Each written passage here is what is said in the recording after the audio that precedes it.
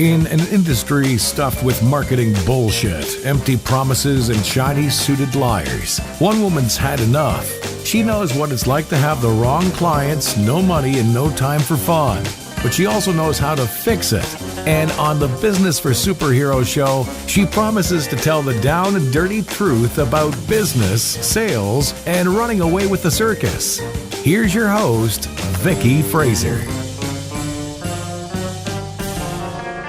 Hello and welcome to the Business for Superheroes show. I'm Vicky Fraser and today I am interviewing brain-burrowing expert Hannah Shamji. Hannah, thank you so much for being with us. Welcome. It's very cool to have you here. I don't think we've interviewed anyone like you before. I've been poking through and I think there's some tangents. But yeah, I'm excited to dig in here. Thanks for having me. I'm excited to be here. You're very welcome. So you're a copywriter, but you're not just a copywriter, are you? I call myself a copywriter / counselor. I've been trying to toy with the way to phrase it, but I think I like the way that it marries the two, if I say it that way.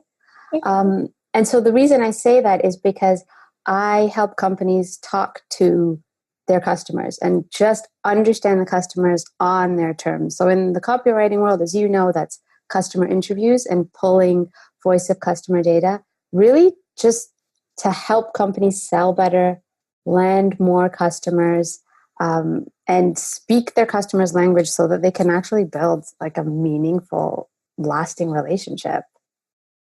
Cool. And I can imagine that your counseling skills, because you've got a degree in psychology as well, haven't you? Yes, so I do have a bachelor's in psychology and finished my counseling training, which was a 3-year program, just almost a year ago now. And so that's been a huge, huge help. I don't know if this is going to be a question of yours later on, but maybe I'll slip it in here. The way that I came into customer interviews was kind of serendipitous. I was doing copywriting and a couple of my copywriter friends asked me to do interviews for them. And their rationale was that they felt like they could trust me. They could trust the kind of direction that I would take the interviews and the questions, just because either knowing me and also my own counseling background. And that kind of sparked something in my head that I was like, oh, maybe I can kind of do this over copywriting and to help other copywriters or just even to help companies. Because I wouldn't call myself I'm an okay copywriter, but conversations and interviewing and talking to people is kind of my default response. So it's been a really fun kind of piece to land on. Yeah. So what came first then, the counseling or the copywriting? The counseling came first. So I've been doing copywriting. I've known copywriting exists for 2 years. And I started my counseling training and I had left my job about, I think it's almost 4 years ago. And that was looked at the clock, didn't want to spend another moment there and sent in my resignation. And I had no idea what I was going to do, where I was going to go from there. But copywriting was something I stumbled on. So after counseling, and I found a marriage between the two. I did see that similarity, but I think I struggled a little in the beginning with the ethics of it. Mm-hmm. And then finding this customer piece. So when I first learned about copywriting, it was in Joanna Weeb's mastermind. And the fact that conversion was so focused in talking to customers was a huge win for me. I was daunted and kind of intimidated by copywriting, but I booked customer interviews from day one because it was just such an easy segue for me, into the copywriting world. Yeah. Okay. So I've got so many questions for you. I'm going to ask in a moment why interview skills are so important for business owners, and because it's super important. But I think before I do that, because are you an introvert? Are you an extrovert? Because you love talking to people. I think a lot of copywriters are quite introverted and we find it very difficult. It's one of my biggest struggles to get my clients. It's get on the phone and talk to people and they're like, no, don't want to do that.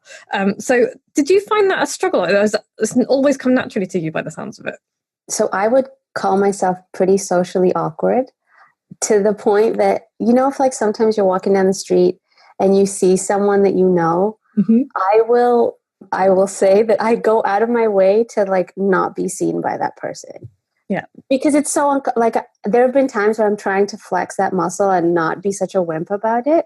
But I will, like, there are times when I'm like, oh God, I'm just going to turn around and like maybe kind of pull my hood on a little bit closer. So it's been something that I've struggled with. And it was actually in my counseling training. So having therapy on myself is a huge part of that. Mm-hmm. And I learned that asking questions was something that a skill that I picked up so that I could deflect attention. So I didn't have to have people learning about me or asking about me and figuring out if they liked me or not. It was just, I can ask all about you, and then inadvertently you kind of start to like me because I'm interested. So that was a skill that I built, I think, to kind of compensate with my social awkwardness, feeling kind of introverted and not really knowing how to build meaningful relationships. So it kind of started from there. Okay, that's really interesting because I do exactly that. I was grinning along with you because I also hide from people that I know. It's like when somebody that you vaguely know says, "Oh, I'm on that train as well." I'm like, "Oh, that's the worst news I've ever heard." So I love the fact that you have tackled that head on and been like, "Well, you know, I'm going to head this off and I'm just going to make it all about the other person." Yeah, and it's so funny that you mentioned the train thing. When I first met my husband, I hadn't met him yet. We were just kind of chatting, and we met through an online dating app. And he messaged me and said, we were both kind of living in the same area, but we worked downtown and we had to take the train. And he said like, "Oh, what train are you taking?" And I'm on the train. And I was like, "Oh, this is too real, like too close for comfort." So I completely relate to that kind of panic that ensues when someone's within like your proximity, for sure. Awesome. I'm so glad that I'm not alone. It's nice to hear. I think it's quite common within copyright writers in general. We're just a miserable bunch. Well, we're not miserable, but quite insular. Okay, so why are interview skills so important for business owners and for copywriters? So I think what it does is it helps you stop guessing and making assumptions, and it makes the writing process so much easier. Like instead of that blinking cursor kind of haunting you or trying to figure out what to prioritize, it just makes your job so much easier, and it helps you sell a lot more effectively, which is like, I mean, that's the ultimate goal, right? To kind of make that sale. The more that someone can feel understood by your copy, by your messaging, and the same is true in counseling, right? You want someone to feel understood. And when they feel understood by you, by what you're saying, they're more likely to go down another road. And you can kind of steer them into, hey, you know, I really understand what you're going through, and I really think this would be helpful for you. And that's kind of exactly what we want to do in copy. And so it starts with talking to your customer, understanding them on their terms, and kind of busting a lot of assumptions that we might have.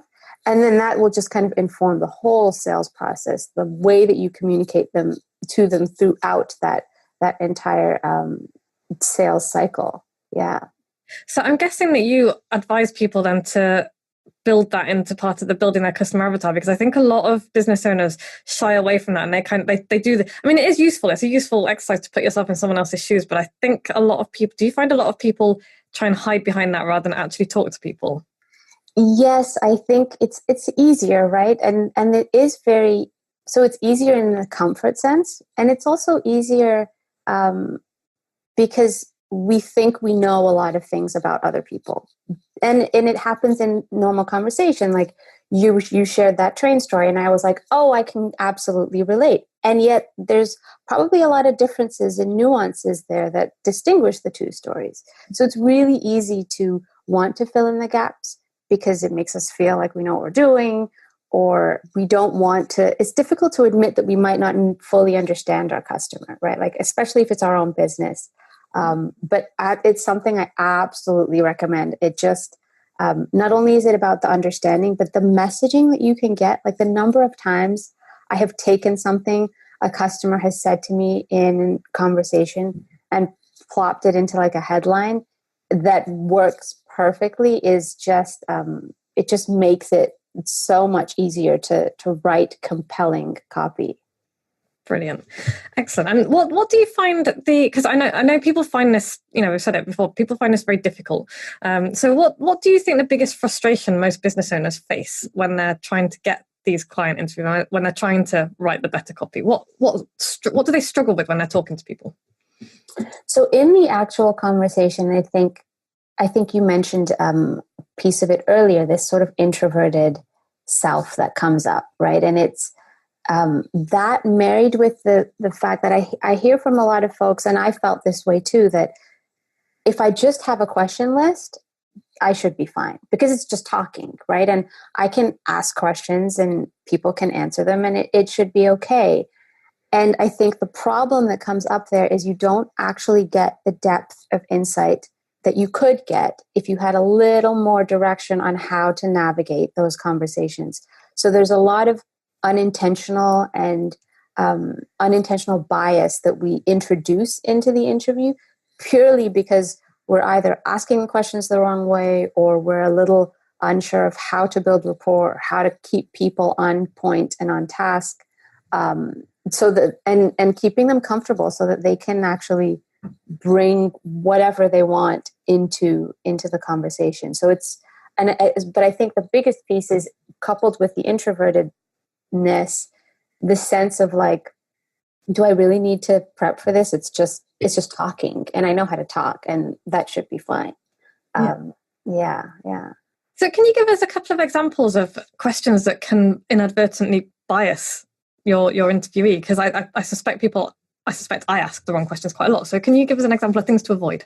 Sure. So one of the big ones comes up when we have a vested interest in what we think the customer is going to say. So if I'm looking for a particular data point or I want to pop something in particular into the copy, I'm kind of probably leaning that way and I'm digging for a particular insight. And that might look like phrasing the question in a way that introduces bias. So you want to, when you have an interview question, you want to look at, am I asking for agreement or am I actually asking for an answer? So an example of this would be, and I'll say this in a real world context because it might be easier to see. If my husband and I go to a dinner and our friends like prepared something really nice and they're kind of waiting around like, it tastes really good, right? Inherent in that is this sense of like, can I be honest with him? He hasn't taken himself out of that conversation, which makes it difficult to say like, oh, actually it's a little bit dry, right? Like he's looking more for agreement. So you want to be really careful of doing that. And it sometimes can come in the form of asking a question like, if we want to, we had this example, I was running a workshop a couple of weeks ago and I had this example come up where someone was interviewing a customer about a cat food product. And they kept asking questions to figure out like the value of the cat food product when the customer only cared about the fact that it was convenient to get. So it can show up in a couple ways. It can show up in the way that we ask the question, like, are we giving both sides and letting them be open-ended as opposed to searching for agreement? And it can also show up in the form of like, we keep asking a similar kind of question and it creates a bit of tension, but it's because we think there's something more there where either they don't want to share it or we're kind of not hitting the nail on the head. So how would you go about digging? If you think there is more there, how would you go about digging that information out without creating that tension? So I think it starts with figuring out if there is actually tension or if someone is just not really paying attention to the question. This has happened. So for example, in this conversation, you've asked me questions where I'm aware that I haven't actually answered them directly, or I start with a bit of a like winding story and I get there. And people do that a lot, right? So they answer what they want to answer and what they think they hear versus actually answering. And in that scenario, you can kind of get away with being a bit persistent because there's no tension. It's just that maybe they're excited about the topic or they have something else that they want to share. And so being kind of blunt with pulling them back and closing it with like, okay, so you are actually X, Y, and Z. And just to confirm, that's a really helpful piece. If there's some tension, it depends on the context, but I sense that often the tension comes from when we don't ask an open-ended question. We kind of assume that they're going to answer one particular way, and we're tugging them in that direction. When I ask a question, I like to keep it open-ended, but keep it specific. So instead of, what do you think about tea, which feels really like broad, I might ask something like, do you like to drink tea or do you like to drink coffee? Right. So I've given them an option. And what that does is it gives people a reference point. So they can say, actually, I prefer like, cappuccino or something. So they have something to react to. And it also keeps me really focused. So all of my questions are like, you can choose one or the other, but they're very specific in what I'm asking. And that way I'm leading people like one step after the other, kind of into the content that I'm looking for. Okay. That was a really long answer. I hope that was helpful. No, it was helpful. It made perfect sense. Yeah, because I think people, like you say, I think people quite often ask biased questions without really realizing they're doing so. And they also answer their own questions quite well. It's one of my bugbears with interviews. Yeah. That's very true. Like, and exactly so, right? That can you take yourself out of the interview? Can it not be about like validating your copy or your product or whatever it is, and it just be about that person in front of you? Yeah, it's a really, I think you touched on it right at the beginning. It's a really powerful skill, isn't it, to make somebody feel like they are the center of attention. How do you find that? Do you find that allows people to open up a bit more, and that they are more, that they're going to be a better client, surely, aren't they? Yeah, absolutely. It's in counseling, there's a metric that we use after we would practice a session where you ask yourself, how much was I thinking about myself, and like, am I asking the right things, and do they like me, do they resonate with what I'm saying, and how much am I actually connected with you in that conversation? And that's a really good measure to see how effective your interview was, and how well you were able to sort of pierce through that deeper layer. Because when you tune into someone, like all of this marketing, of course, as you know, and you've said on your other episodes, it's all about grabbing attention. But when you give someone attention, it is an extremely powerful thing. So powerful that often like we feel uncomfortable if someone is looking at us in the eye for a long time, right? But it is extremely powerful, almost like it gives, in the counseling space, we call it like a radical curiosity. And there's a term that I can't, I think it's like unconditional positive regard. And what that does is it gives people permission to just like say whatever. And it's usually from that space of permission that they start to share stories and anecdotes and things that are kind of bring the conversation to life and pull a little bit away from the script. So I think that alone is hugely, hugely powerful in any conversation, really. Yeah. So making people feel comfortable is obviously super important for all kinds of reasons. How do you ask tough questions without alienating or frightening your interviewee? Because I know that that's probably very important in what you do. Yeah. And so a lot of it starts with how you frame the conversation. So in the beginning, when you first hop on the call, there has to be this sense of like, I'm leading the conversation. You don't have to worry. There's no wrong answer. And one of the things I always suggest that is really important is understanding if the person has a hard stop at the end of that conversation and how long it goes. Really small things, but it keeps them from getting distracted. And it gives this sense of like, I'm taking care of the situation here. So that's a really, really important piece. And then, and I also kind of call myself out a little bit in the beginning, and I'll say something like, I'm looking for insight on X, and I might interrupt you if you say something that I'm really interested in.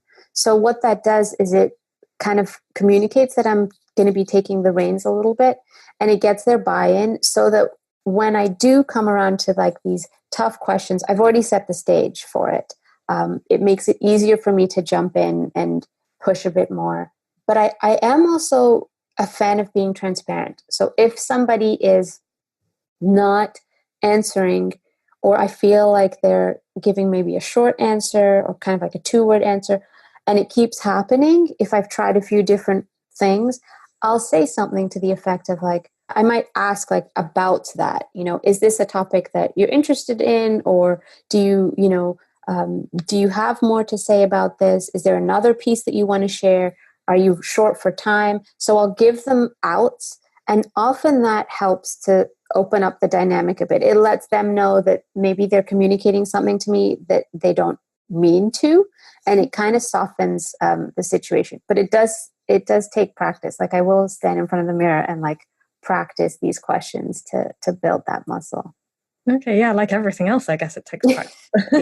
Yeah, absolutely. So I'm going to circle back round again because I'm going to do exactly what you just talked about and interrupt you slightly to say, tell us about hard stops. You mentioned hard stops in conversations. What did you mean by that?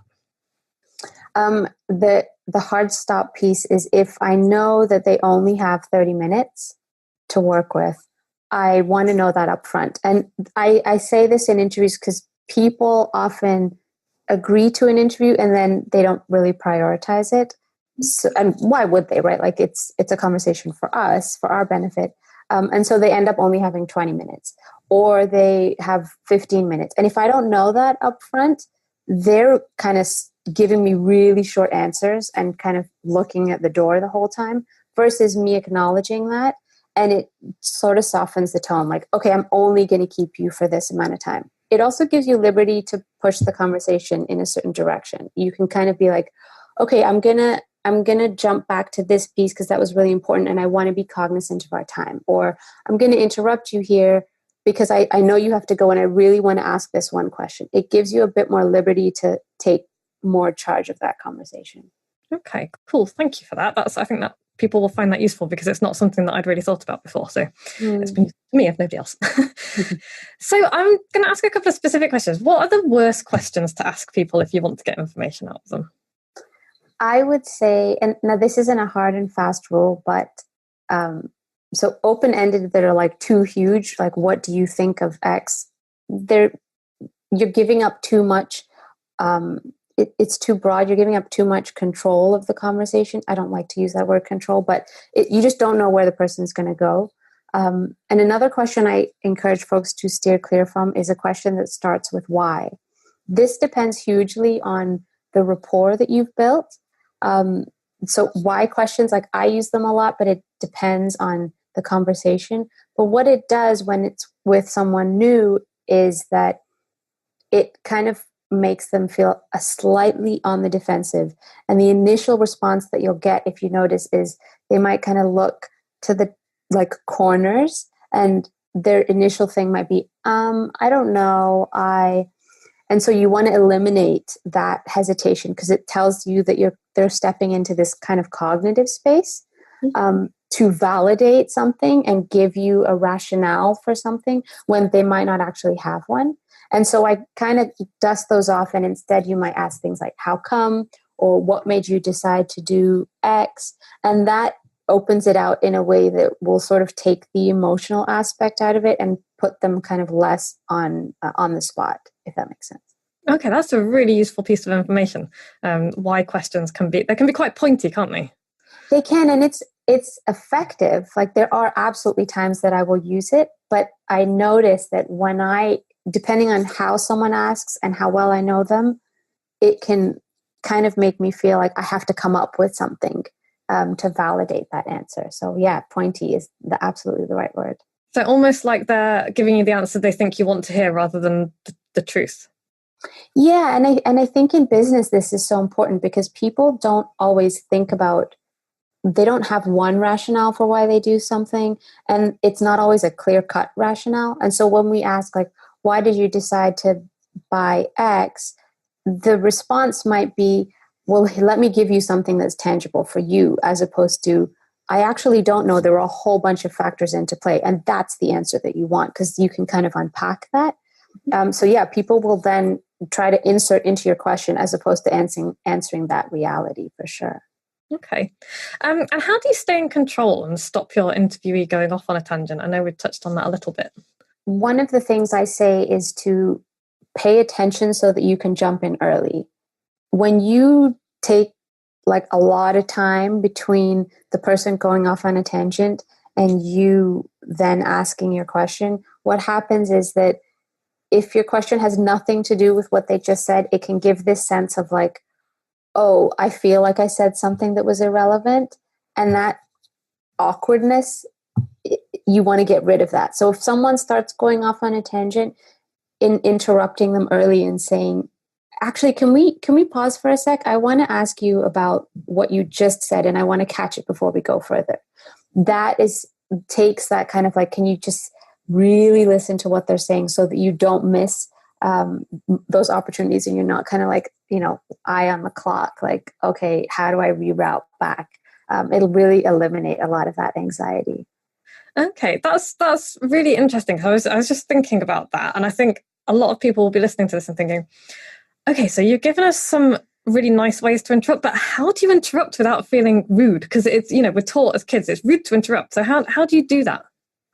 So 1, I would say practice in front of the mirror. 2, call yourself out. Don't just interrupt, but say, can I interrupt you for a sec? You just said something that I really want to hone in on. What that does is it acknowledges, like, yes, I'm very aware that I'm interrupting you. And also you said something that is valuable. So I want to interrupt you because I don't want to miss it. And that makes people feel good. It also makes people feel like you're listening to them. Interrupting has a really bad rep of like, don't do it. There's a way to do it. But when you do and you call out something specific that someone said, it feels really good. It's like, oh, right, I did say that thing. Thanks for listening. When you do it that way, I've not had someone respond in a negative. And, have a smile on your face, kind of lean in, let them know that it's because they said something really valuable, and that's why you're heading back. And I want to hear the rest of what you're saying, but can we just pause here for a second? I think that has a really powerful tone to it. I was just listening to, I was kind of binge listening to your podcast. Really? I should apologize for that. They're so much fun. I absolutely love them. And there's one that you said something, you were talking to Joe and you said he said a story and you said, that's a really cool story. We're going to go in this direction now because we're short on time. And it was like, out of context, that would sound maybe blunt and very direct, but it was perfect, right? He laughed, you laughed, and it did take like a very strong turn in the other direction. So blunt is perfect. You want to pay more attention to how do you feel when you're doing it? Are you comfortable doing it? And are you okay with doing it? Because it's for the benefit of what you need, but also because they're saying something really helpful. If you have that tone, it will come out in a more effective way. Like you can afford more blunders if you have that good intention. Okay. I'm conscious of time and we're getting towards the end of the time we've got. I've got so many more questions, so you're going to have to come back. But if you could, I think, let's just leave it with a takeaway. If you could give my listeners just one piece of advice about interviewing, what would it be? So one is, I'll say practice, but that's kind of a given for all of them. One piece of advice would be try to think of this like a conversation with a friend. The more comfortable and relaxed you are, and that means preparing for the interview, knowing what you're going to ask so you can go off script. But the more comfortable you are, they will respond to that. They're going to take on that energy because it's uncomfortable to talk to someone and you have no idea what the questions are going to be. You have no idea where it's going to be used and if you're even going to see this person again. And so the rapport that you build in that 30 minutes is really going to determine how well you have the depth of insight that you're going to get. So be more friendly, kind of think through maybe the way that you say things, how you're communicating. So it's less like stop, start.